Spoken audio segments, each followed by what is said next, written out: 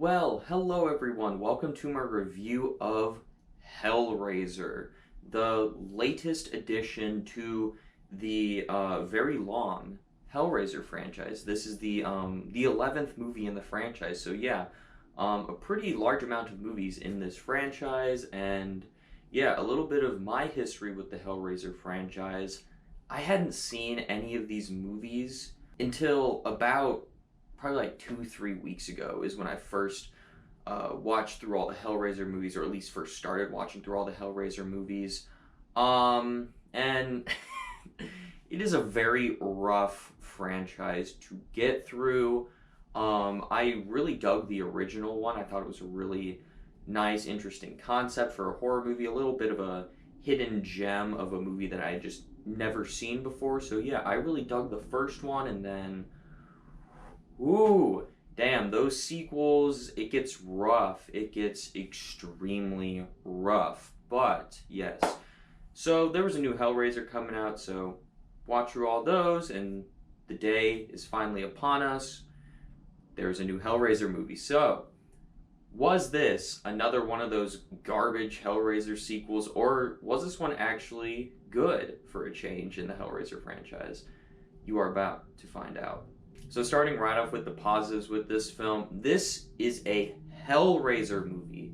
It is not like one of the 15 sequels in the Hellraiser franchise where it's just random story with Pinhead thrown in for like 2 minutes.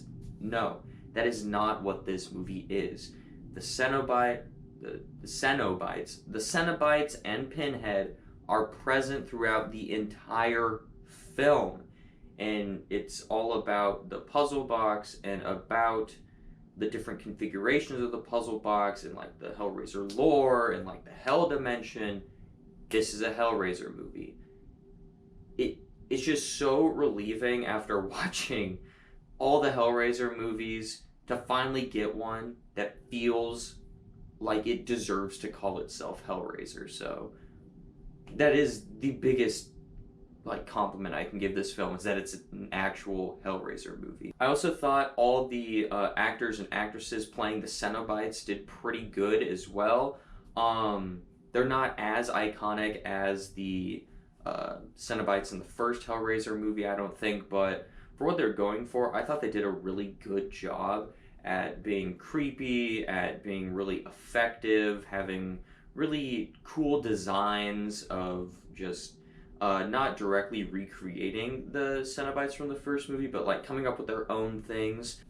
They're just different enough that it feels very welcome into this franchise, and just it gives you more Cenobites too. And I really like the Cenobites too. So yeah, that is a big plus.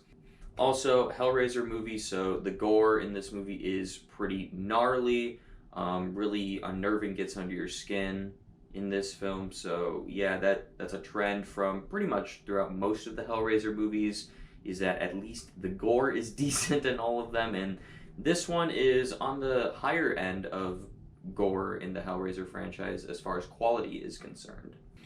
Also, I think the story here is actually good and actually interesting, which is something I can't say about like any of the other Hellraiser movies, maybe the first two. So yeah, I really dug the story in this one. I actually was intrigued at what was going to happen. I wasn't bored throughout the runtime. It was an actually good story. So yeah, I was thoroughly pleased with this movie. So that's all my positives, which is a lot of positives considering this is a Hellraiser movie. And let's move on to my negatives, which there aren't that many, which I'm so glad to say. I was worried walking into this movie that this is just going to be another one of those Hellraiser movies, but no, it wasn't. This movie was actually really good. So yes, my negatives. My biggest negative is that there's a twist in this movie that reveals that there is another bad actor in the mix besides the Cenobites. I didn't really think that worked. Narratively, I guess it kind of made sense, but I just didn't like it all that much. I think the Cenobites can hold their own as the villains of the story. They don't need like a secondary crutch, I guess, in a way to lean on. Didn't think that was needed or necessary in the story, so I didn't care for it. Another thing that kind of bothered me, it's a pretty small negative, but the puzzle box itself kind of bothered me. This is like a really small nitpick of the movie, I guess, but it goes through like 6 different configurations throughout the whole movie, and it just, I couldn't get there. Like, I couldn't suspend my disbelief that this box can shape itself into 6 different, totally different shapes. It was too much of an ask for me to be able to believe that the box could go into all these shapes. Whereas in that original franchise, because this is kind of like its own separate thing, remake kind of deal, the box was just a box and it had like 2 different moves it could do, kinda, and I believe that the box could do those 2 different moves. In this one, I can't believe that the box goes from a box to like this trapezoid looking thing to this elongated diamond, then to this star. It's just like, it just goes through all these different things. I'm like, okay, I don't think the box can do that, but that's a pretty small negative towards this film.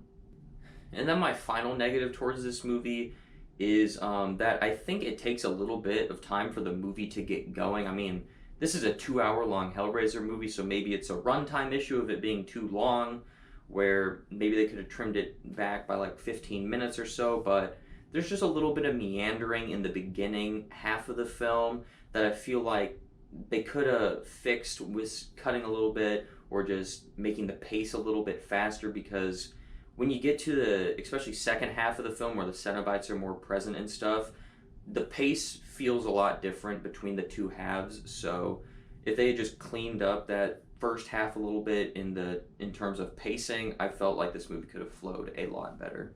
So yeah, overall, I was extremely surprised that this movie was good, let alone I enjoyed it as much as I did. Again, that 2022 has been just an amazing year for horror movies, and Hellraiser, I thought might weaken that and be, okay, maybe this year isn't that great for horror when we get Hellraiser, but no, this did something that I didn't expect it to do, and a Hellraiser movie actually strengthened a year that was already great for horror. So yes, applause to everyone who made this movie.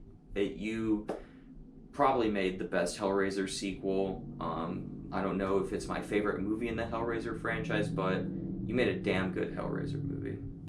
Yes, so overall, I'm going to have to give Hellraiser a 4 out of 5 stars. That, I don't even think I would have ever said that about a Hellraiser movie, especially a Hellraiser sequel movie that's not the original, but here we are. Yes, the brand new Hellraiser was really damn good, so if you're someone that doesn't like the Hellraiser franchise at all, I would maybe give this one a shot. I certainly enjoyed it, and maybe it'll get rid of your negative stigma that the franchise is all garbage, because this one certainly stands out in the franchise as being a good Hellraiser movie, so yes.